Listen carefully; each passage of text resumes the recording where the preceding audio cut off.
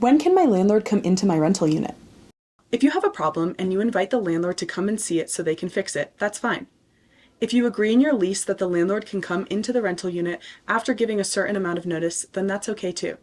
Unless you have agreed in one of these two ways in your lease agreement, the landlord must give you at least 24 hours notice before entering the rental unit, except in emergencies like a gas leak, flood, or fire.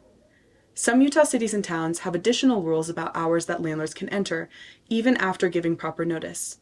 Check with your city officials for these special rules. If the landlord comes into your rental unit, except as explained previously, it is trespassing and you should ask them to leave immediately. If they don't, you can try calling the police, but don't expect a quick response. What are routine inspections?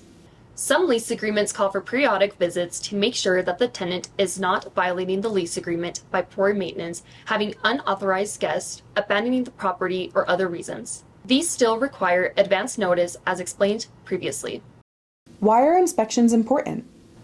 If you have violated the lease agreement, you could face eviction, have trouble renewing your lease, or have trouble getting your security deposit back. If everything is fine, this can help you stay or renew.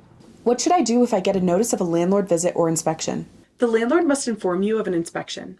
The landlord will most likely do this through a written notice that may be delivered in various ways, such as on your door, email, in person, etc. The notice should provide the date, time, and reason for the inspection. It should state the details of the visit. If you won't be available on a certain day, talk to the landlord and try to reschedule, or get a friend to be there for the inspection.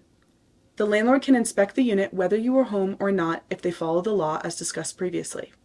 Prepare for the inspection by cleaning up and taking pictures of each room with your phone so that you can show the actual condition, good or bad, of the rental unit if you need to later. This may be important if there is a later court case.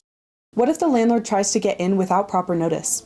If the landlord, management, or maintenance staff comes into your unit without notice or your permission, and it's not an emergency, ask them to leave and reschedule.